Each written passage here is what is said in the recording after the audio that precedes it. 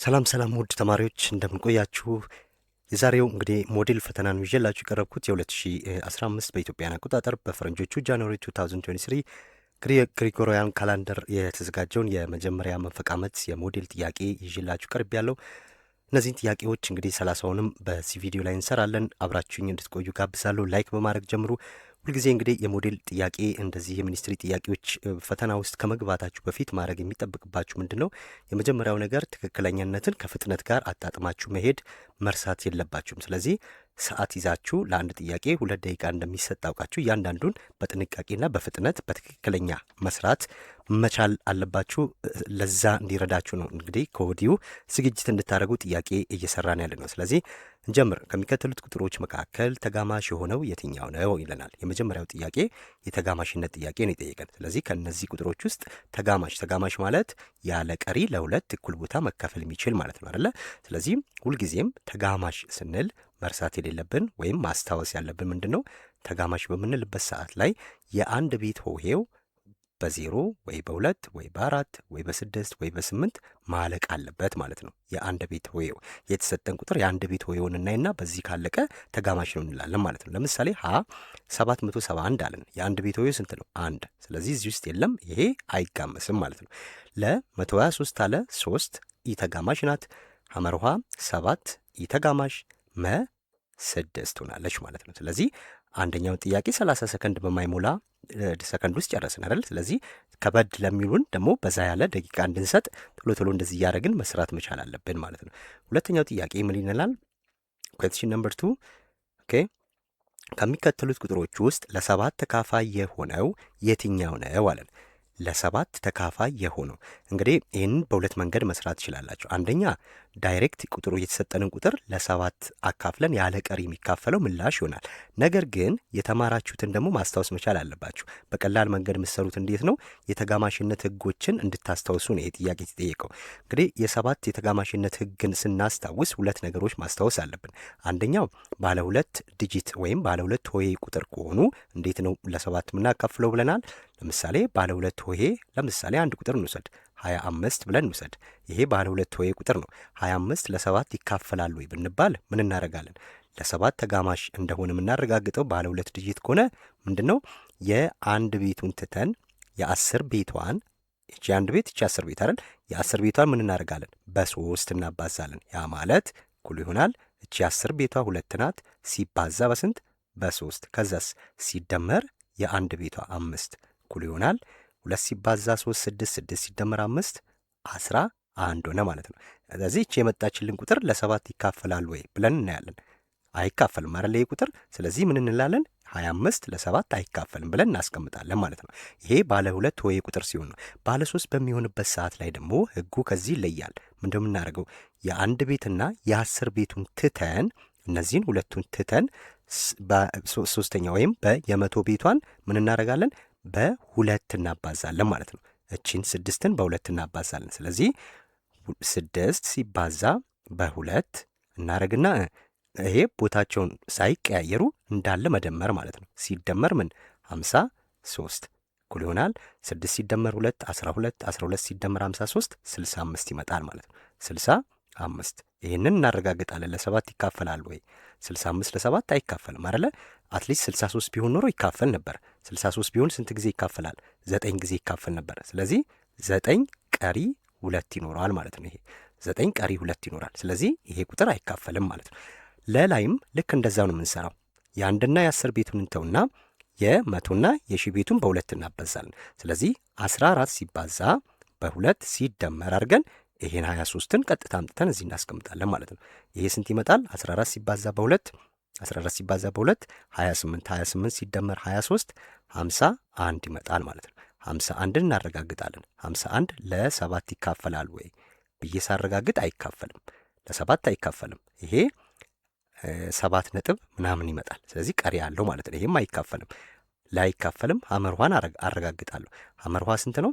5 ሲባዛ በ2 ሲደመር 13 አረጋለሁ ማለት ነው። ስለዚህ 5 ሲባዛ በ2 10 10 ሲደመር 13 23 ይሆናል አይደለ? ኖ 5 ሲባዛ በ2 እቺ 15 ናት። 23 ሳይሆን እቺ 5 ስለሆነች እቺ 15 ናት። ስለዚህ ይሄ 25 ይሆናል ማለት ነው። 25 ለ7 አይካፈልም፣ ቀሪ ያለው። ስለዚህ ይህም አይሆንም። መላይ 20 39 አለን። ምን እናደርጋለን? 20 ሲባዛ በ2 ሲደመር 39 ያደርጋለሁ። ይሄ 40 ነው። 40 ሲደመር 39 79 ይመጣል። ስለዚህ 79 አሁን ጥያቄው ስህተት አለበት። ለምንድን ነው? 79 ያለ ቀሪ አይካፈልም። 77 ቢሆን ኖሮ 11 ጊዜ ይካፈል ነበር አይደል? አሁን 79 ስንት ጊዜ ነው? 11 ነጥብ ምናምን ነው ይመጣው። ስለዚህ ይሄም ጥያቄው ትክክል አይደለም። አትሊስት እችኛዋ ስንት መሆን ነበረባት? እቺ 7 ብትሆን ኖሮ መልሱ ትክክል ይሆን ነበር ማለት ነው። ስለዚህ ጥያቄው ላይ ስህተት አለ። ይህንን እንዘለዋለን። ሁሉም ቀሪ ያላቸው ማለት ነው። ሲጽፉ ተሳስተውት ሊሆን ይችላል። ስለዚህ አሰራሩ ግን እናንተ ስትጠይቁ በዚህ መልኩ ነው የምትሰሩት ማለት ነው። ሶስተኛው ጥያቄ ከሚከተሉት አረፍተ ነገሮች ውስጥ ትክክል ያልሆነው የትኛው ነው አለ። ሁልጊዜም በደንብ ማንበብ ያለባችሁ ጥያቄውን ነው። የሆነው ያልሆነው የሚለውን ያሳስተናል። ስለዚህ ያልሆነው የትኛው ነው? ትክክል ያልሆነው ሀ አንድ ሙሉ ቁጥር በ10 ተካፋይ ከሆነ በ5 ተካፋይ ነው አለ። ትክክል ያልሆነው ነው ያለን አይደለ? ስለዚህ ይህንን ማስታወስ ነው። እንግዲህ ለ10 ተካፋይ የሚሆነው ምን ሲሆን ነው? የአንድ ቤት ሆሄው 0 ከሆነ ብቻ ነው። ለ10 ተካፋይ የሚሆነው መቼ ነው? 0 ከሆነ ብቻ። ለ5 ተካፋይ ደግሞ የሚሆነው መቼ ነው? የ5 ተካፋይ የሚሆነው የአንድ ቤት ሆሄው ወይ 0 ወይ 5 መሆን አለበት ማለት ነው። ስለዚህ 0ም ከሆነ ለ5 ይካፈላል አይደለ? ስለዚህ የ10 ቤት ለ10 የሚካፈል ደግሞ መጨረሻው 0 የሆነ ነው አይደል? ስለዚህ ለ10 የሚካፈል ሁሉ ለ5 ይካፈላል። ይሄ እውነት ነው ማለት ነው። ሀ እውነት ነው። እሺ ትክክል ይሆናል። ለአንድ ሙሉ ቁጥር በ3 ተካፋይ ከሆነ በ9 ተካፋይ ነው አለን። በ3 ተካፋይ ከሆነ በ9 ተካፋይ ነው። አሁን ማንኛውንም ቁጥር ስንወስድ ለ3 የሚካፈል ከሆነ ምን ይሆናል? ለ9 ተካፋይ ይሆናል ይለናል። በ3 የሚካፈል አንድ ቁጥር እንውሰድ። ለምሳሌ 12 ለ3 ይካፈላል አይደለ? 12 ሲካፈል ለ3 ስንት ነው? 4 ጊዜ ይደርሳል። ነገር ግን ለ3 ስለተካፈለ 12 ለ9 ይካፈላል? አይካፈልም። ይሄ ትክክል አይደለም ማለት ነው። ይሄ አይደለም፣ ትክክል አይደለም። ስለዚህ ምላሻችን ለ ይሆናል። አሁን ፈተና ላይ ከሆነ በቃ ለንከበን እነዚህ ማረጋገጥ ሳይጠበቅብን መሄድ እንችላለን። ነገር ግን አሁን ጥያቄውን እያስረዳኋችሁ ስለሆነ እንዴት እንደምትሰሩ፣ ስለዚህም በ9 ተካፋይ ከሆነ በ3 ይካፈላል አለ። ስለዚህ በ9 ተካፋይ የሆነ ሁሉ በ3 ይካፈላል። ማንኛውንም ቁጥር በ9 የሚካፈል ከሆነ በ3 ይካፈላል። አምርኋ ትክክል ነው። ይሄ ትክክል ነው። አንድ ሙሉ ቁጥር በ8 ተካፋይ ከሆነ በ2ና በ4 ተካፋይ ነው አለን። ይሄም ትክክል ነው። ይሄን ማረጋገጥ ትችላላችሁ። ስለዚህ እንደዚህ አድርጋችሁ መስራት ትችላላችሁ ማለት ነው። የተካፋይነት ህጎችን ነው እዚህ ጋር ይጠይቃል። አራተኛው ሙሉ ቁጥር 2 4 3 63 በ9 ተካፋይ እንዲሆን ይሄ አንድ ላይ ነው። እንደዚህ እቺ በጣም የራቀች ስለሆነች ነው እንጂ የተባልነው ምንድን ነው? 2 4 3 6 3 ይሄ ነው የተሰጠን ማለት ነው። ስለዚህ ይሄ ተሰጠንና ይሄ ቁጥር ለ9 ተካፋይ እንዲሆን በመቦታ ስንት መግባት አለበት ነው ያለን። ስለዚህ ለ9 ተካፋይ እንዲሆን ስንት መሆን አለባት? ስለዚህ ለ9 ተካፋይ እንደሆነ የምናውቀው አንድ ቁጥር ለ9 ተካፋይ እንደሆነ የምናውቀው ምን እናደርጋለን? የተሰጠንን ቁጥር እያንዳንዱን እንደምራቸዋለን ማለት ነው። ደምረን የመጣልን ቁጥር ለ9 የሚካፈል ከሆነ ያ ቁጥር ተካፋይ ነው ላሉ። ለ3ና ለ9 ተመሳሳይ ህግ ነው የምንጠቀመው። ስለዚህ ይህንን እናረጋግጥ። ለምሳሌ 2 ሲደመር 4 ሲደመር 3 ሲደመር ሲደመር 6 ሲደመር 3 እናርግ። ስለዚህ ስንት ይመጣልናል? አሁን ይህን ስንደምር እሺ 2 ሲደመር 4 6 6 ሲደመር 3 9 9 ሲደመር 6 9 ሲደመር 6 15 15 ሲደመር 3 18 አይደለ? ስለዚህ ሲደመር 18 ማለት ነው። አሁን ሲደመር 18 መጣልን። እንግዲህ እዚች ቦታ ላይ ስንት ቢገባ ነው ለ9 የሚካፈለው ነው ያለው አይደል? 18 ራሱ ለ9 አይካፈልም? ይካፈልልናል። 18 ቀጥታ ለ9 ይካፈላል። ስለዚህ 18 የሚካፈል ከሆነ እቺ ስንት መሆን አለባት? 0 መሆን አለባት ማለት ነው። 0 ሲደመር 18 18 ስለሚመጣ ማለት ነው። ስለዚህ 18 በቀጥታ ለ9 ይካፈላል ማለት ነው። 2 ጊዜ ስለሚደርስ ምላሻችን 0 ይሆናል። ይሄን በቀላሉ እንደዚህ አድርገን መስራት እንችላለን። ሌሎቹን ብንጨምር አይሆንም። ለምሳሌ 3ን እንክተት። 3 ሲደመር 18 ስንት ይመጣል? 3 ሲደመር 18 21 ይመጣል። 21 ደግሞ ለ9 አይካፈልም። 5ን ቢጨምር 23 ይመጣል። ለ9 አይካፈልም። 8ን ቢጨምር 26 ይመጣል። ለ9 አይካፈልም። ስለዚህ አይሆንም። አምስተኛው ከሚከተሉት አረፍተ ነገሮች ውስጥ ትክክል የሆነው የትኛው ነው ነው የሚለን። ትክክል የሆነው የትኛው ነው አለን። እሺ 13 የ69 አካፋይ ነው አለን። 13 የ69 አካፋይ ነው አለን። እንግዲህ አሁን ሁልጊዜም ማወቅ ያለብን ነገር ምንድን ነው? አካፋይ ተካፋይ የሚሉት ቃላትን በደንብ ማወቅ አለብን። ለምሳሌ ሀ ሲካፈል ለለ እኩል ይሆናል መ ቢመጣ እቺ ሀ ምን ትባላለች? እቺ ተካፋይ ነው የምትባለች። እቺ ተካፋይ ናት እችኛዋ። ለ ደግሞ አካፋይ ናት። ይሄ ድርሻ ይባላል አደለ? ድርሻ። ስለዚህ አሁን ያለን ምንድን ነው? 13 የ69 አካፋይ ነው አለ። አካፋይ ቱ ጋር ነው የሚሆነው ማለት ነው፣ ለቦታ ላይ ወይም 69 ለ13 ይካፈላል እያለን ነው። 69 ለ13 ይካፈላል እያለኝ ነው። ይሄ ትክክል አይደለም አደለ? 69 ለ13 በቀጥታ አይካፈልም፣ ያለ ቀሪ አይካፈልም ማለት ነው። ያለ ቀሪ አይካፈልም። ስለዚህ ይሄ ሐሰት ይሆናል ማለት ነው። ወይም 69 ለማን ነው 13 ከምንም ጋር ብናባዛው ቀጥታ 69 አይሰጠኝም። ስለዚህ 69 አይካፈልም ብዬ አስቀምጣለሁ ማለት ነው። ለ121 የ11 አካፋይ ነው አለ። 121 የ11 አካፋይ ነው። ያ ማለት ምን ማለት ነው? 11 ሲካፈል ለ121 ማለት ነው። ይሄ እንደዚህ አይጻፍም አይደለ? 121 የ11 ምንድን ነው? ብዜት ነው እንጂ አካፋይ አይደለም። ስለዚህ ለም ትክክል አይደለም እላለሁ። ለም ትክክል አይደለም። ሐመርኋ 11 የ121 አካፋይ ነው አለ። ያ ማለት ምን ማለት ነው? 121 ሲካፈል ለ11 ማለት ነው። ምክንያቱም 11 አካፋይ አይደለች። 11 የ11 የ121 አካፋይ ናት ማለት ነው። 11 የ121 አካፋይ ናት። ስለዚህ ወይም 121 ለ11 ይካፈላል እያለኝ ነው። ትክክል ነው። ይሄ ትክክል ነው። 30 የ100 አካፋይ ነው አለ። ይህ ሐሰት ነው። ስድስተኛ ጥያቄ ከሚከተሉት ውስጥ የ40 አብዢ ያልሆነው የትኛው ነው ያለን። እንግዲህ የ40 አብዢ ከዚህ ከተሰጡት ውስጥ የትኞቹ ናቸው? ያልሆነው ነው አይደል ያለኝ። ስለዚህ ያልሆነው ሲለኝ እኔ እንዴት ነው መስራት የሚችለው? አሁን ይህንን ለማረጋገጥ ምን ማድረግ ነው? 40 እዚህ ከተሰጡት ቁጥሮች ውስጥ ለማን ነው የማይካፈለው የሚለው ማረጋገጥ። አሁን ለምሳሌ 40 ለ10 ይካፈላል አይደል? 4 ጊዜ ይደርሳል። 40 ለ20 ይካፈላል 2 ጊዜ ይደርሳል አይደል? 40 ለ40 ይካፈላል 1 ጊዜ ይደርሳል። 40 ግን ለ30 አይካፈልም አይደል? ስለዚህ 30 የ40 አብዢ አይደለም። እንደዚህ አድርገን በቀላሉ ማግኘት እንችላለን ማለት ነው። አራተኛው ከሚከተሉት ውስጥ ብቸኛ ቁጥር የሆነው የትኛው ነው አለን። ብቸኛ ቁጥር የሆነው የትኛው ነው አለን። ሀ 121 ለ 500 ሐመርኋ 144 መ 997 አለን። እንግዲህ እንደዚህ አይነት ጥያቄዎች በምንጠየቅበት ሰዓት ላይ መጀመሪያ ብቸኛ ቁጥር ማለት ምን ማለት ነው የሚለው ማወቅ አለብኝ። ብቸኛ ቁጥር ማለት ከአንድ እና ከራሱ ውጪ የማይካፈል፣ ስለዚህ ራሱ ነው ማለት ነው። ራሱና አንድ ናቸው አካፋዮቹ ብዛት። ስለዚህ ሁልጊዜም ብቸኛ ቁጥሮች ስንት አካፋይ ያላቸው ብንባል 2 አካፋይ ነው ያላቸው። ማንና ማን? አንድና ራሱ። ያ ቁጥር ከአንድና ከራሱ ውጪ ለማንም አይካፈልም ማለት ነው። ስለዚህ እንደዚህ አይነት ቁጥር እዚህ ውስጥ አለ ወይ ብለን ማየት ነው። ለምሳሌ 121 አለ። 121 ለስንት ይካፈላል? ለ1 ይካፈላል፣ ለ11 ይካፈላል አይደለ? እዚህ ለራሱ ይካፈላል 3 አካፋይ ያለው ማለት ነው። 500 ያው ይሄ በግልጽ ነው፣ ምክንያቱም መጨረሻው 0 ነው። እዚህ ጋር ይካፈላል። ይሄም መጨረሻው 4 ነው። ይሄንንም መስራት አይጠበቅብኝም። ይሄንና ይሄን ቀጥታ መስራት አይጠበቅብኝም። ስለዚህ ይሄ ካወቅኩት ምላሽ ማን ነው የሚሆነው?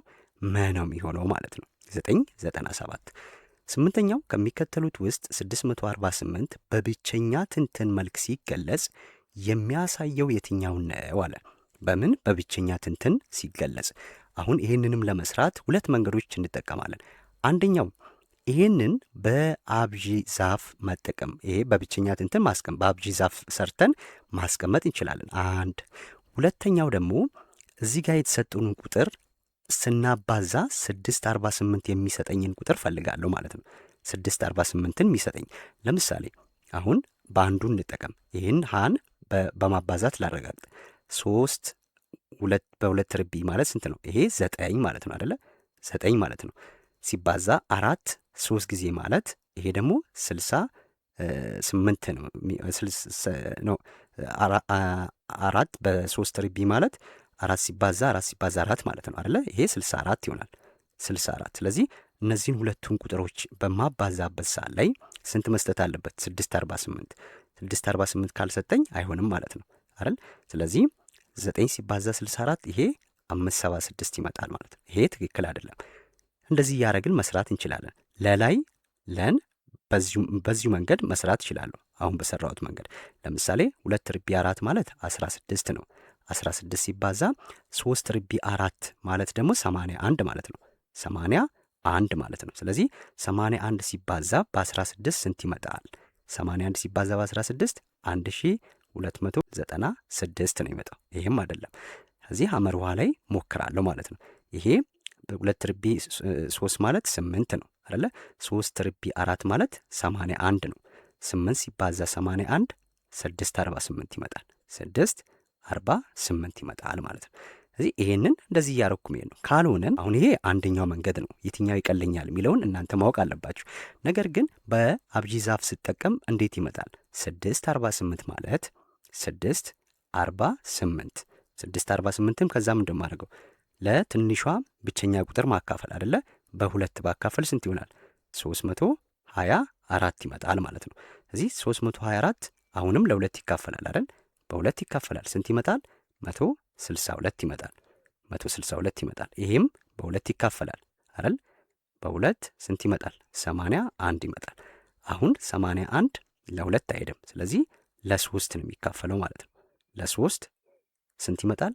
27።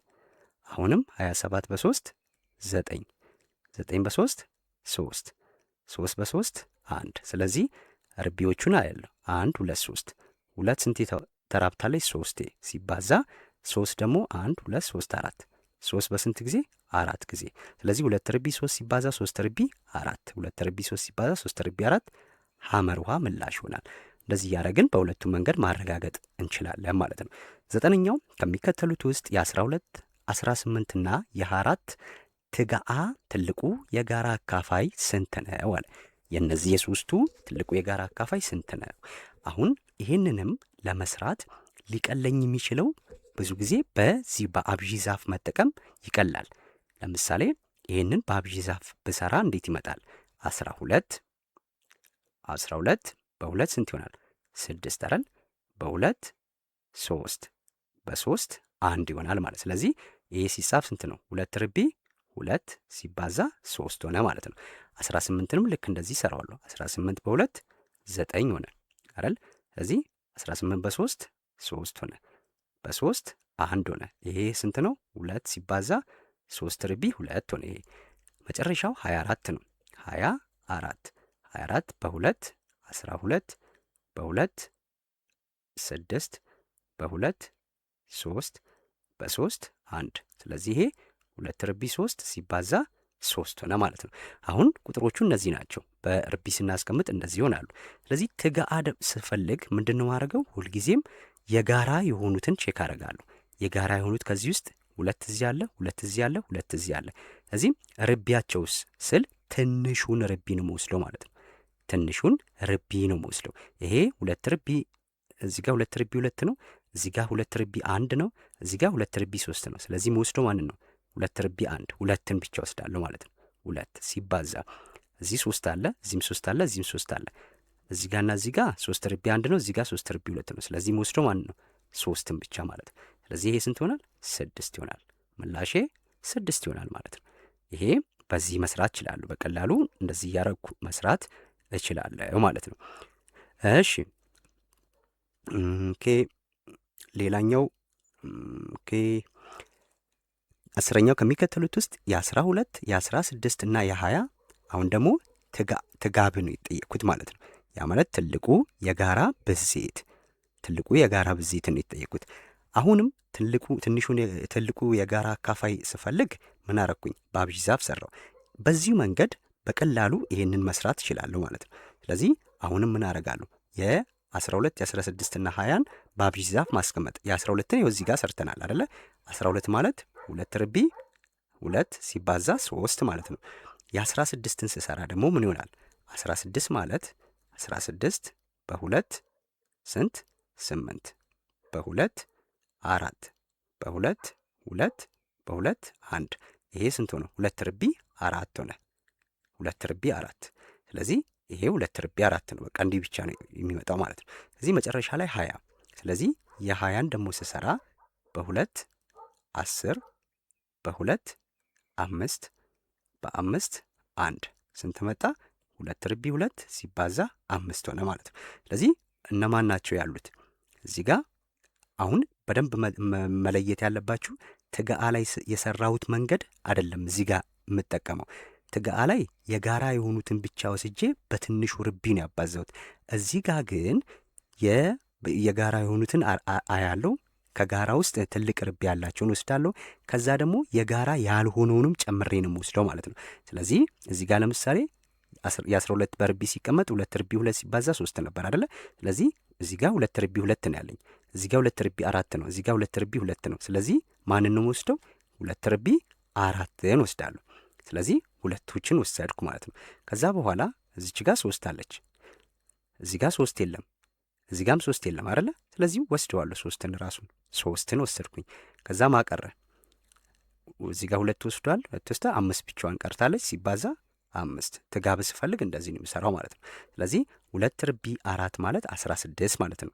2 ርቢ 4 16 ነው። 2 ርቢ 4 ስለዚህ 16 ሲባዛ ይሄ 16 ሲባዛ 3 ሲባዛ 5 ማለት ነው። ስለዚህ 16 ሲባዛ 3 ሲባዛ 5 240 ይመጣል ማለት ነው። ይሄ 240 ይሄ ትጋብ ሲሰራ በዚህ ይሰራል ማለት ነው። 10ኛው ሐመርኋ ይሆናል። 11ኛው አቶ ክፍሌ እያንዳንዳቸው 48 በ54 ሜትር የሆኑ 2 የጓሮ እርሻ ቦታዎች አላቸው። በደንብ እዚህ ጋር ማየት ያለብን ምን ስንት አሏቸዋል? 2 ጓሮ እርሻዎች ናቸው ያላቸው። የመጀመሪያው ስንት ነው? 48 ሜትር በ54 ሜትር የሆኑ 2 የጓሮ እርሻዎች አሏቸው። እነዚህን ቦታዎች እያንዳንዳቸው በ18 ሜትር በ48 ሜትር በሆኑ መደቦች መክፈል ቢፈልጉ ምን ያህል መደቦች መስራት ይችላሉ አለኝ። ምን ያህል መደቦችን ነው መስራት የሚችሉት? እዚህ የመጀመሪያው መደብ አለ አይደለ? አሁን መደብ አንድ አለ። መደብ አንድ ስንት በስንት ነው? 48 ሜትር በ54 ሜትር ነው። 54 ሜትር ነው። መደብ ሁለት ደግሞ መደብ ሁለት ስንት በስንት ነው? ይሄ እንግዲህ ይሄ መደብ አንድ ላይ 2 ናቸው። እንደዚህ አይነት ቦታዎች 2 አሏቸው። 2 የጓሮ እርሻዎች አሏቸው። ስለዚህ አሁን እነዚህን 2 እርሻዎች ወደ ምን መቀየር ነው? እያንዳንዳቸውም በ18 ሜትር በ48 ሜትር በሆኑ መደቦች መክፈል ነው የፈለጉት አይደለ? ስለዚህ ይህንን ለመስራት የአጠቃላይ ስፋቱን ማረጋገጥ ማለት ነው። ስለዚህ አጠቃላይ ስፋቱ የመጀመሪያው መደብ አጠቃላይ ስፋት ስንት ነው? ስፋቱ ሁልጊዜም በምንሰራበት ሳ ላይ ቁመቱ በወርዱ ማባዛት ነው አይደለ? ስለዚህ ይሄ እንዴት ነው የምሰራው? ስፋቱ 48 ሜትር ሲባዛ በስንት? በ54 ሜትር አይደል? ከዛን ወደ የት መቀየር የፈለጉት? በ18 ወደ 48 አይደለ? ስለዚህ ይሄ ወደዚህ መቀየር የፈለጉት ሲካፈል 18 ሲባዛ በስንት? በ48 ሜትር አለ ስለሚጣፋ ማለት ነው። እዚህ ጋር ሜትር አለ፣ እዚህ ጋር ሜትር አለ። ስለዚህ ይጣፋሉ ሁለቱ። ዜን ይሄም የለም ማለት ነው እዚህ ጋም ከሌለ። ስለዚህ ከዚህ በኋላ ምን እናደርጋለን? የነዚህን ውጤት መፈለግ ማለት ነው። ስለዚህ ይሄንን ሳጠፋ እቺ 48 በዚች 48 ይጠፋል አይደለ? ስለዚህ ይሄ ስንት ይሆናል? 54 ኦቨር 18 ይመጣል። 54 ሲካፈል 18 ይመጣል። 54 ሲካፈል 18 3 ይመጣል ማለት ነው። 3 ይመጣል። ስለዚህ ይሄ አንደኛው መደብ ይሄንን መደብ 18 ሜትር በ48 ሜትር ለማድረግ ሲፈልጉ 3 መደቦችን መስራት ይችላሉ። አንዱን ማለት ነው። ግን ያላቸው ጓሮ ስንት ነው? የጓሮ እርሻ ስንት ነው? 2 ነው። ስለዚህ ምን አደርጋለሁ? ሲባዛ 2። ስለዚህ 6 መደቦችን መስራት ይችላሉ ማለት ነው። 6 መደቦችን መስራት ይችላሉ። ይሄ በዚህ ይሰራል ማለት ነው። 12ኛው ከሚከተሉት ውስጥ 7299ኛ ወደ ዝቅተኛ ሂሳባዊ ቃል ሲለወጥ የሚሰጠን የትኛው ነው አለ። ወዴት ሲለወጥ? ወደ ዝቅተኛ ሂሳባዊ ቃል ሲለወጥ።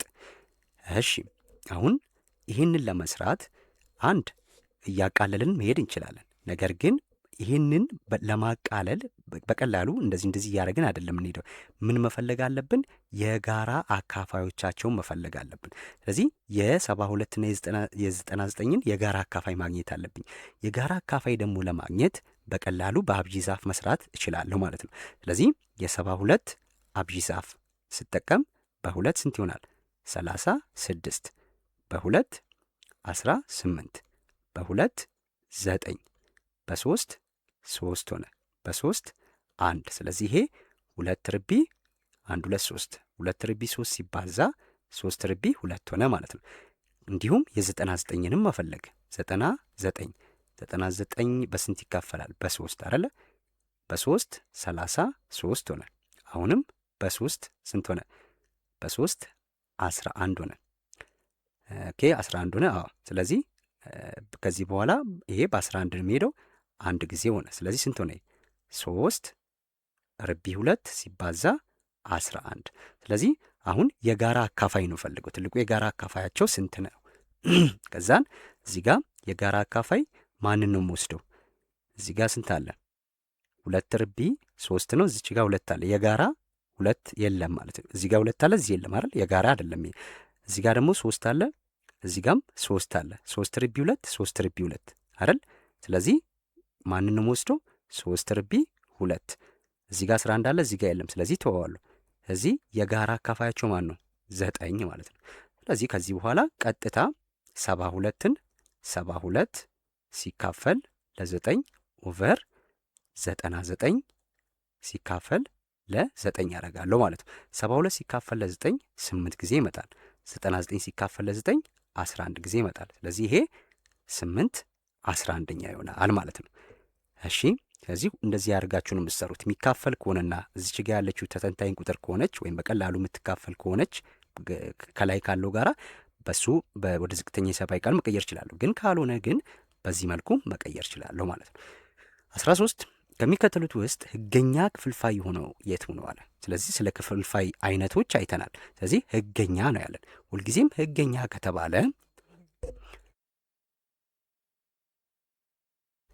ከተባለ ምንድን ነው? ህገኛ ከሆነ ሁልጊዜም ላዕሉ ያንሳል ከታህት ማለት ነው። ይሄ ህገኛ ክፍልፋይ ላይ ያለ ነው። ስለዚህ እዚህ ጋር ያለው ላዕሉ ከታህቱ ምን ይሆናል? ይበልጣል አይደለ? 24 ይበልጣል ከ15። ይሄ ህገወጥ ነው። 53 ከ49 ይሄም 53 ይበልጣል ከ49 ህገወጥ። እሺ 30 አለ። ይሄ ህገወጥ ክፍልፋይ ነው። ለምንድን ነው? እዚህ ጋር በውስጥ ታዋቂነት ስንት አለች? አንድ አለ። 30 አንደኛው ነው። ይሄም ህገወጥ ነው። ስለዚህ ማን ነው ማለት ነው? መ ይሆናል ማለት ነው። መ ይሆናል። ለምሳሌ ፈተና ላይ ህገወጥ ክፍልፋይ የሆነው የትኛው ነው ቢላችሁ እቻውም ምላሽ መሆን ትችላለች። እነዚህ ሌሎች ህገኛ ክፍልፋይ ቢሰጠንና እንዲህ ብቻ ያለ ክፍልፋይ እንደዚህ ብቻ ሙሉ ቁጥር ቢሰጠን ከታህቱ አንድ ነው ብለን ነው የምንነሳው ማለት። ስለዚህ እንደዚህ መስራት ትችላላችሁ። 14 ከሚከተሉት ውስጥ 0.042 በመቶኛ ሲገለጽ የትኛው ነው አለ። አሁን እንደዚህ አይነት አስርዮሽ ተሰጥቶ በመቶኛ ሲገለጽ ከተባለ ምን እናደርጋለን? አሁን ይሄን ቁጥር ምን ማድረግ ነው? ለመቶ ማካፈል ነው አይደለ? ያ ማለት ከዚች ነጥብ ተነስተን 2 ወደ ቀኝ መቁጠር 0 ነጥብ እዚች ነጥብ ላይ ሆነን 1 2 ስንሄድ 4 ላይ ነው የምናርፈው አይደለ? ስለዚህ 4.2 ኦቨር ስንት ማለት ነው? 100 ማለት ነው ይሄ። ስለዚህ 4.2 ኦቨር 100 ማለት ነው። ስለዚህ በፐርሰንት አይደለ የተባለ በመቶኛ ፐርሰንት። መቶኛ ሲባል ደግሞ ምንድን ነው? እቺ ማለት ምን ማለት ናት? እኩል ይሆናል 4.2 ሲባዛ 1 መቶኛ ማለት ነው። ምንም ያደረኩት ነገር የለም። እቺን 4.2ን ወደዚህ ያመጣዋትና ሲባዛ 1 ማለት ነው። 4.2 ሲባዛ 1 4.2 ነው። ስለዚህ እቺ ማለት ምን ማለት ናት? 1 መቶኛ ማለት ፐርሰንት ማለት ናት እቺ። ስለዚህ እዚህ ጋር ያለችው 4.2 አለች ማለት እዚህ ጋር ምላሼ 4.2% ይሆናል ማለት ነው። እንደዚህ አድርጌ ወደ መቶኛ መቀየር ይችላል። 15ኛው ከሚከተሉት ውስጥ 2.45 ጋር እኩል የሆነው የትኛው ነው አለ። ከ2.45 ጋር እኩል የሆነው የትኛው ነው? እዚህ የተሰጡንም ማየት ነው። እሺ 245 ሲካፈል ለ1000 አለ። አሁን እቺን 1 0 ሳጠፋ ምን ይሆናል? ወደዚች 1 ሄዳለሁ። እቺንም 1 ሳጠፋ ወደዚች ጋር ሄዳለሁ። አሁን እቺንም 1 ካጠፋው ስንት ሊሆን ነው? እቺ 0.245 ማለት ነው ሀ። ስለዚህ አይሆንም ማለት ነው። ይሄ ደግሞ ማለት አሁን 45 ማለት ምንድን ነው? ይሄን ሙሉ ቁጥሩን እንተዋለን። ይሄ ማለት ምን ማለት ነው? በሌላ አማርኛ 2 ሲደመር 45 መቶኛ ማለት ነው። 45 መቶኛ ማለት ነው። ስለዚህ ይሄ ደግሞ ማለት 2 ሲደመር 45 መቶኛ ማለት ምን ማለት ነው? 0.45 ማለት ነው አይደለ? ስለዚህ 2 ሲደመር 0.45 ስንት ነው? 2.45 ይሆናል ማለት ነው። ስለዚህ 2.45 ይሆናል። ይሄ 45 ምላሽ ምን ይሆናል? ለ ይሆናል። 15ኛው ለ ይሆናል ማለት ነው። ከሚከተሉት ውስጥ 15/13% ወደ ክፍልፋይ ሲለወጥ የትኛው ነው አለ። ከሚከተሉት ውስጥ 15/13% ወደ ክፍልፋይ ሲለወጥ የትኛው ነው አለ። እንግዲህ ይህንን ለመስራት ምን ማድረግ ነው? ፐርሰንት ማለት ቅድም ነግሬያቸዋለሁ 1 መቶኛ ማለት ነው። ስለዚህ ይህንን 15/13ኛ ሲባዛ ቺ ፐርሰንት ማለት ምን ማለት ናት? 1 መቶኛ ማለት ነው። ይሄ 1 መቶኛ ማለት ነው። ስለዚህ ይሄ ስንት ነው? 15 ኦቨር ይሄ 1300 ማለት ነው። አንድ እንደዚህ አለ ወይ የሚለውን እዚህ ውስጥ ቼክ አደርጋለሁ። በዚህ መልኩ የተቀመጠ አለ ወይ ስል ቼክ አደርጋለሁ። የለም አይደለ? ስለዚህ ከሌለ ማቃለል ነው የሚጠበቅብኝ ማለት ነው። አሁን ሁለቱንም በእኩል ነው መላቃል የምችለው። ሁለቱም ይሄ 5 ነው የመጨረሻው፣ ይሄ 0 ነው። ስለዚህ ለ5 ነው ሊካፈል የሚችለው አይደል? ይሄ አሁን ለምሳሌ ለ3 አይካፈልም።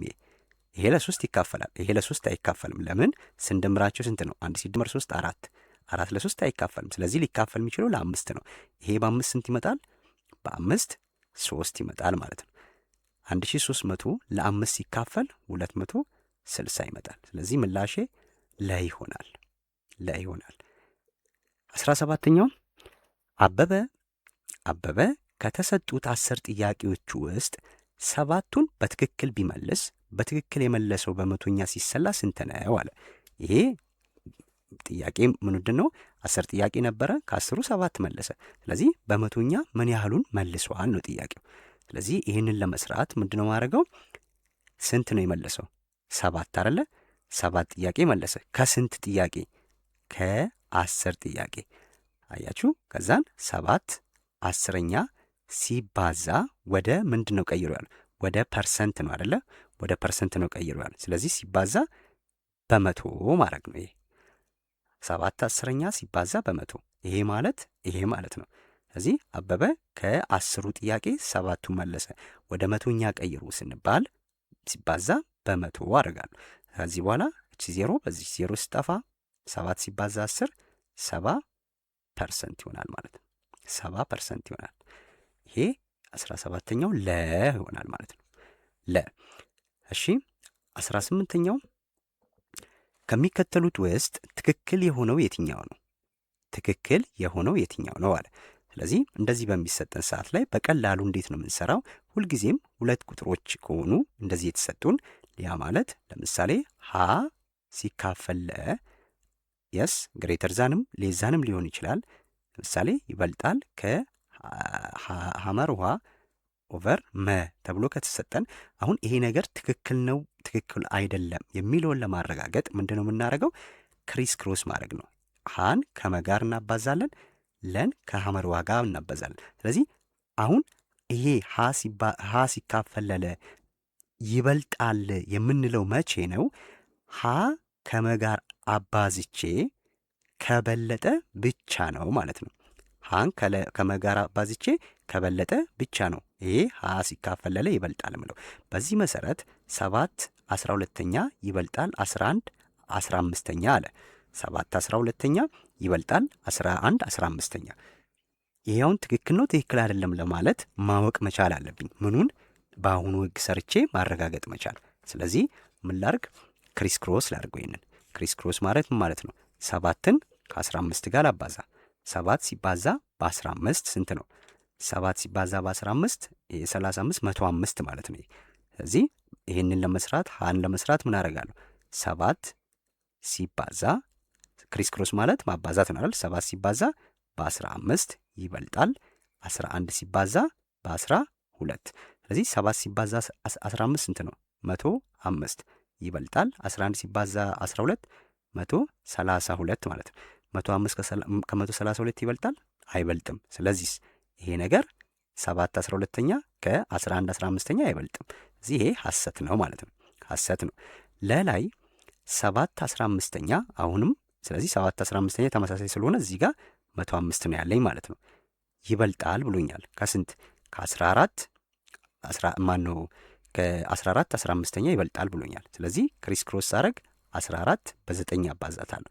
14 ሲባዛ 9 126። ስለዚህ 7 9ኛ ከ14 15ኛ አይበልጥም። ምክንያቱም 105 ከ126 ስለማይበልጥ ይሄም ሐሰት ነው።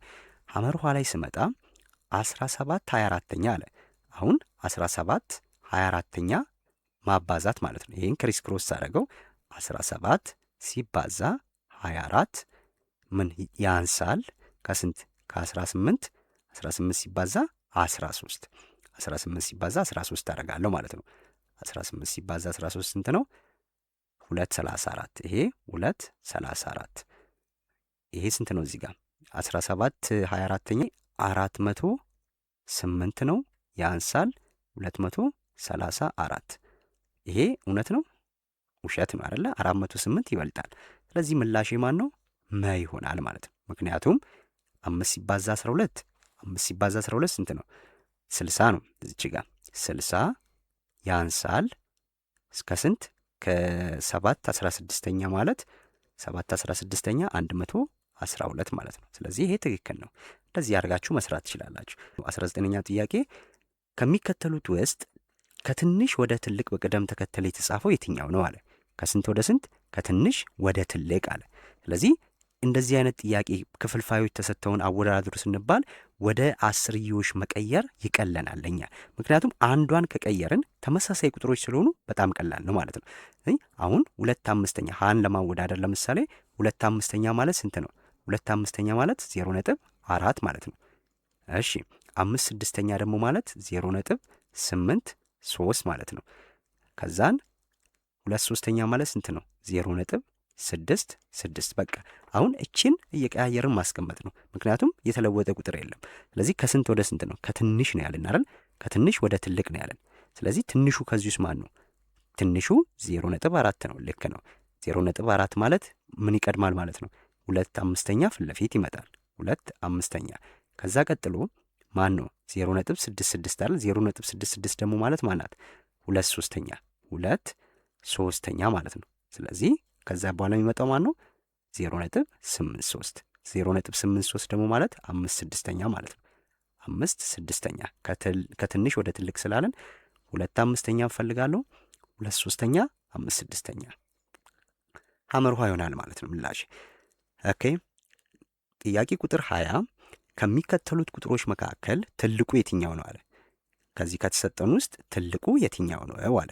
ይሄ ራሱ ተሰጥቶናል 0.8። እሺ ይሄ ደግሞ ማለት ማለት ነው። ይሄ ማለት 26 መቶኛ ማለት ነው።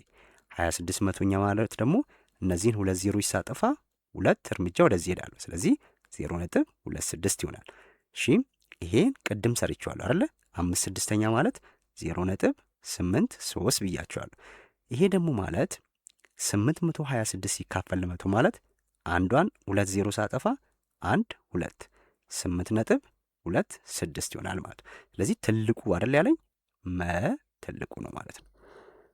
ኦኬ ኩዌስችን 21 ጥያቄ ቁጥር 21 ጥያቄ ቁጥር 21 ደግሞ ምን ይልናል? አንድ ነጋዴ አለ። ጥያቄ ቁጥር 21 አንድ ነጋዴ በ50 ሺህ ብር የገዛውን ቴሌቪዥን በ60 ሺህ ብር ቢሸጠው ያተረፈው በመቶኛ ሲገለጽ የትኛው ነው አለ። በደንብ እዚህ ጋር ማስተዋል መቻል አለብን። ምንድን ነው ያለን? ጥያቄው ቴሌቪዥን ገዝቷል አይደለ? በስንት ብር ነው የገዛው? 50 ሺህ ብር ገዛ። 50 ሺህ ብር ገዛና 60 ሺህ ብር ሸጠው። ስንት ነው ያተረፈው? መጀመሪያ ትርፉን ማወቅ አለብን። ያ ማለት 60 ሺህ ብር ላይ ከሸጠው ላይ ማለት ነው። ከ60 ሺህ ብር ላይ የገዛበትን ዋጋ መቀነስ አይደል? 50 ሺህ ብር መቀነስ። ከዛ ስንት ይሆናል? 10 ሺህ ብር አትርፏል። 10 ሺህ ብር ትርፉ ነው። ስለዚህ 10 ሺህ ብር ትርፉ ነው አንድ በቁጥር ቢለን ኖሮ 10 ሺህ ብር እንል ነበር። ነገር ግን በፐርሰንት ሲገለጽ ነው ያለኝ፣ ወይም በመቶኛ ሲገለጽ ነው ያለኝ። ስለዚህ በመቶኛ ሲገልጸው ይሄንን ምንድነው ማድረገው? ይሄንን 10 ሺህ ብር ያገኘሁትን ትርፍ ለማን ለገዛውበት ዋጋ ነው ማካፍለው ማለት ነው። ኦቨር የገዛውበት ስንት ነው? 50 ሺህ ብር 1 2 3 4 50 ሺህ ብር አረጋለሁ ማለት ነው።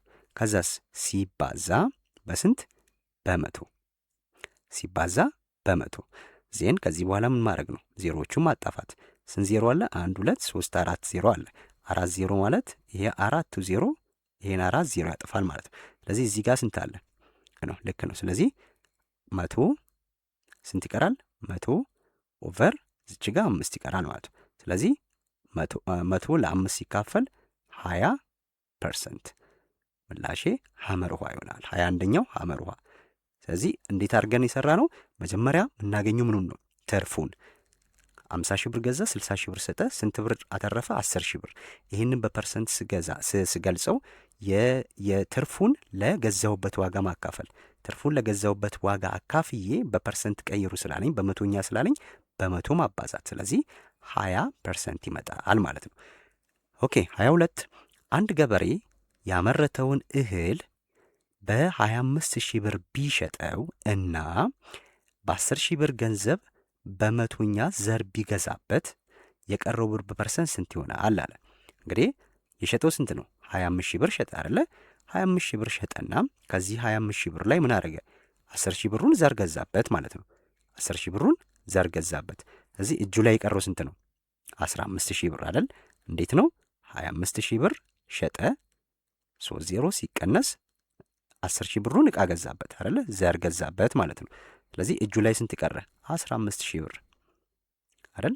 15 ሺህ ብር ቀረ ማለት ነው።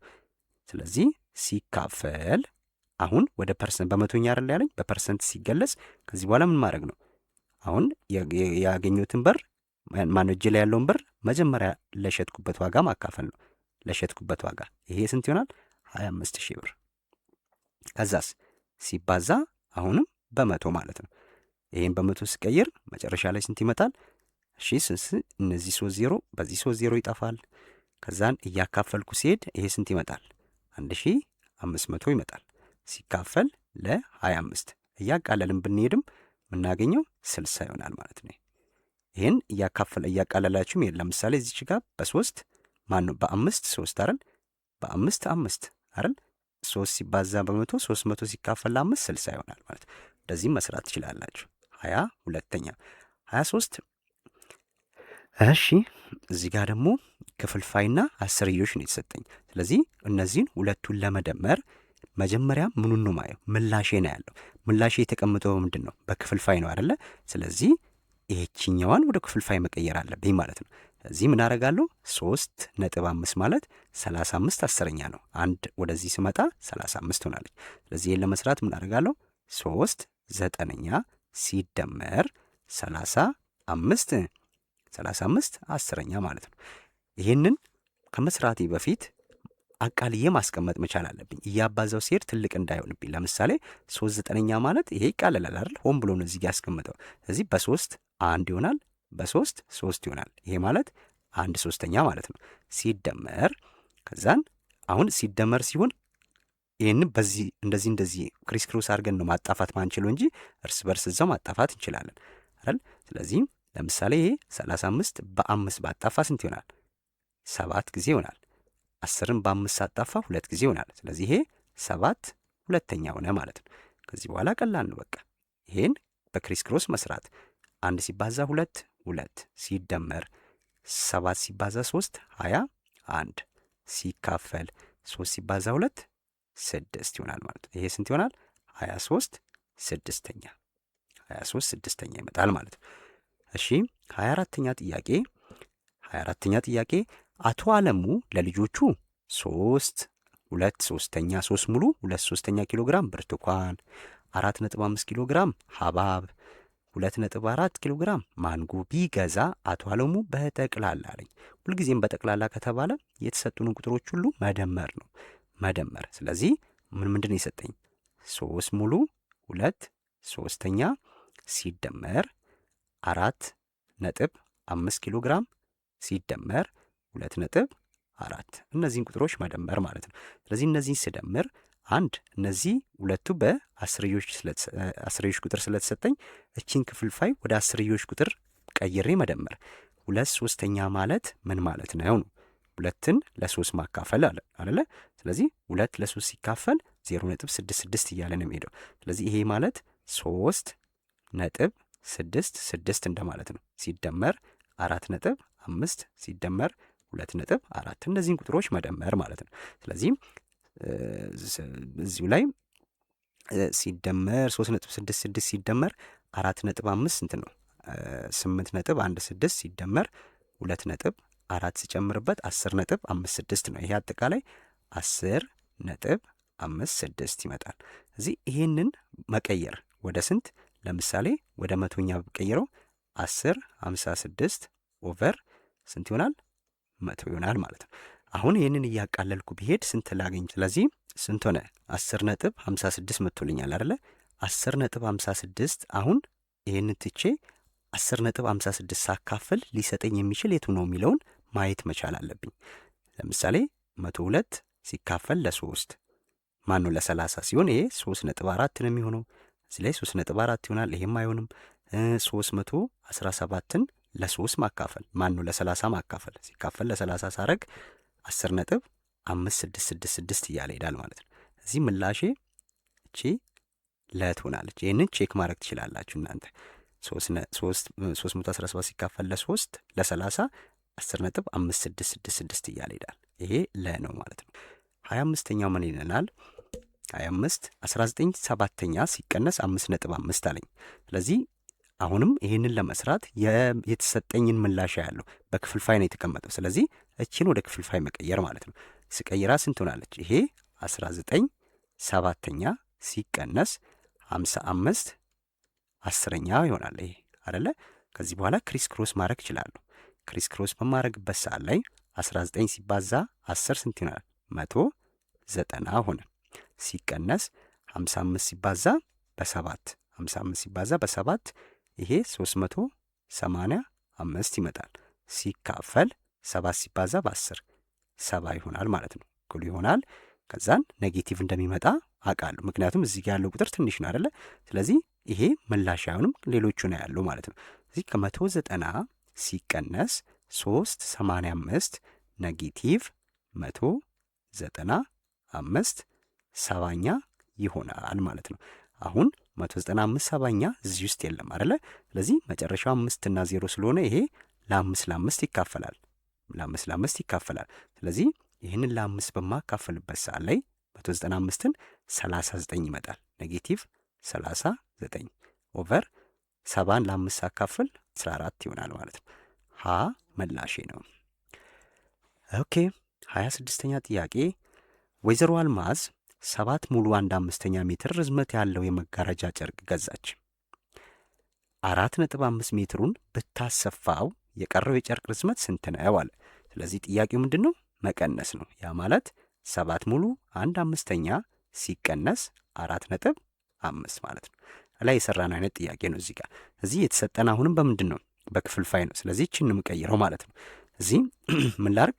7 ሲባዛ 5 እሺ 7 ሲባዛ 5 35 35 ሲደመር 1 36 ሲካፈል ለ5 ሲቀነስ ይሄ 45 10ኛ ይሆናል ማለት ነው አይደል? ከዚህ በኋላ የጋራ ስንት አለ? 10 10 ለ5 2 ጊዜ 2 ጊዜ 36 72 ሲቀነስ 10 ለ10 1 45 ይሆናል ማለት ነው። ስለዚህ ከ72 ሲቀነስ 45 ስንት ይመጣል? 27 ይመጣል ማለት ነው። እኩል ይሆናል 27 10ኛ ይመጣል። ይሄ ላይ ይሆናል ማለት ነው። እሺ ሌላው 27ኛ ጥያቄ ተማሪ ሐሰን የ6ኛ ክፍል ተማሪ ሲሆን ቁመቱ 2 ሙሉ 1/3 ሜትር ቁመቱ ወርዱ ደግሞ 1.5 ሜትር የሆነ ሬክታንግል መስራት ቢፈልግ የሬክታንግሉ ስፋት ስንት ነው አለ። ይሄ ቀላል ነው አይደለ? ሁልጊዜም ስፋት ማለት ቁመት ሲባዛ በወርድ ማለት ነው። እኩል ይሆናል ቁመት ስንት ነው? 2 ሙሉ 1 ሶስተኛ ሲባዛ 1.5 ማለት ነው።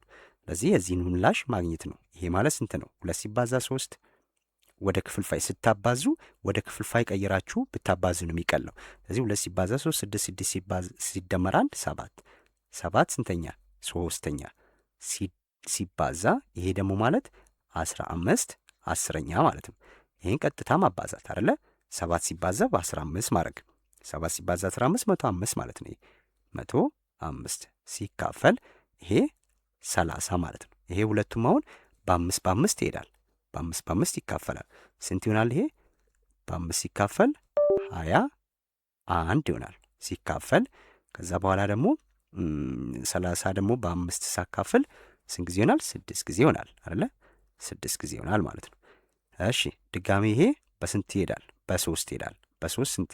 7 በ3 2 ሰባተኛ ምላሽ ይሆናል ማለት ነው። 28ኛው ኦኬ አሌፍ 320 ገጾች ካሉት መጽሐፍ ውስጥ የገጾችን 7/8ኛውን ብታነብ አሌፍ ስንት ገጾች አነበበች ይላል። 28ኛው አሌፍ ስንት ገጾች አነበበች? ምንድን ነው ያለን? ስንት ገጽ ያለው? 320 ገጽ ያለው መጽሐፍ ነው። ስለዚህ 320 ገጽ ካሉት መጽሐፍ ውስጥ ከዚህ ውስጥ 7/8ኛውን ነው ያነበበችው። ስለዚህ ምን ያደርጋሉ?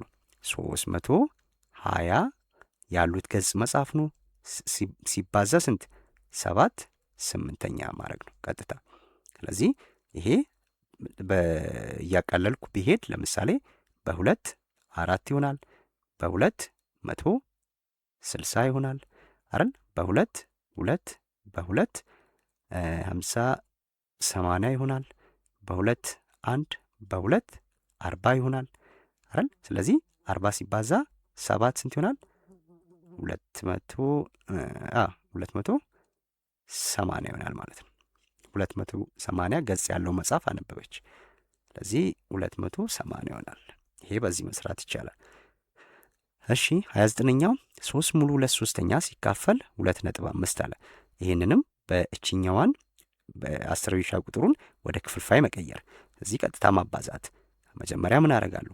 3 ሙሉ 2/3 3 ሙሉ 2/3 ሲካፈል ይሄ ማለትም ማለት ነው 2.5 ማለት 25 አስረኛ ማለት ነው። ከዚህ በኋላ ይሄንን ወደ 3 ሲባዛ 3 9 9 ሲደመር 2 11 11 ሶስተኛ። ሁልጊዜም ሲባዛ ከሆነ ሲካፈል ከሆነ እችን ወደ ላይ ስቀይራት እችን ወደ ታች ሳመጣት ይሄ ሲባዛ ይሆናል። ሲባዛ 10 ላይ ትወጣለች፣ 25 ደግሞ ታች ትመጣለች ማለት ነው። ይሄ 110 ይሆናል። 25 በ3 በሚባዛበት ሰዓት ላይ ይሄ 75 ይሆናል ማለት ነው። 75 ሁለቱም በ3 ይካፈላል አይደለም፣ በ5ም ይካፈላል። ስለዚህ 110 ሲካፈል ለ5 ይሄ 22 ይሆናል። ይሄ 22 ይሆናል። 75 ሲካፈል ለ5 15 ይሆናል ማለት ነው። እንደዚህ እያረኩ መስራት እችላለሁ። ሁልጊዜ ተደጋጋሚ ጥያቄ እያየን ያለ ነው። ያ ማለት ምንድን ነው? ወደ ዝቅተኛው ክፍልፋይ ተቀምጦ ነው ምላሹ የምታገኙት ማለት ነው። ስለዚህ 110 75ኛ ሰርቼ የለም ማለት ምላሽ ትክክል አይደለም ማለት ሳይሆን ወደ ዝቅተኛው ክፍልፋይ መቀየር አለብኝ ማለት ነው። የመጨረሻው ጥያቄ በአንድ ቤተ መጽሐፍ ውስጥ ያለው አንድ መደርደሪያ 20 መጽሐፎችን ብቻ ይደረድራል። ያለው መጽሐፍ 6740 መጽሐፍትን ለመደርደር ስንት ተመሳሳይ መጠን ያላቸው የመጽሐፍ መደርደሪያዎች ያስፈልጋሉ አለ። ይሄ እንዴት ነው የምንሰራው? አጠቃላይ ስንት ነው? 20 ማን ነው ያለው መደርደሪያ 20 መጽሐፍ ብቻ ነው የሚደረድረው አይደል? ያለን አጠቃላይ መጽሐፍ ስንት ነው? 6740 ነው። ስለዚህ ይሄ አጠቃላይ ስንት መጽሐፍ ይደረድራል ነው የተባለው። ስለዚህ ያለንን አጠቃላይ መጽሐፍ 6740ን ለ20 ማካፈል ነው በቃ። እቺ በዚህ ትጠፋለች አይደል? እሷ 0 በ0 ስትጠፋ ስንት ይሆናል? 674 ይቀራል ሲካፈል ለ2። ስለዚህ በ2 1 ይመጣል አይደለ? 600 ይሄ 300 እዚች ጋር ስንት ነው? 74 ለ2 ሲካፈል ስንት ይመጣል? 30 ኖ 38 37 ይሆናል ማለት ነው። 337 ይሆናል። 6740 ሲካፈል 20 337 መጽሐፍትን ይደረድራል ማለት ነው። እሺ ውድ ተማሪዎች እንግዲህ ጥሩ ነገር እንዳገኛችሁ አምናለሁ። የረሳችኋቸው ነገሮች ካሉ በዚሁ አስታውሳችኋል። እናንተ ግን የተለያዩ ጥያቄዎችን ሰዓታችሁን እያያችሁ መስራት መቻል አለባችሁ። በቀጣይ ምን አይነት ትምህርቶችን ይዤላችሁ እንደምመጣ እንደምትፈልጉ በኮሜንት አስቀምጡልኝ። አዳዲስ የሆናችሁ ተማሪዎች ሰብስክራይብ አድርጉ፣ ይህንን ቪዲዮ ላይክ አድርጉ። አብራችሁኝ ስለቆያችሁ አመሰግናለሁ። ባይ ባይ፣ ቻው።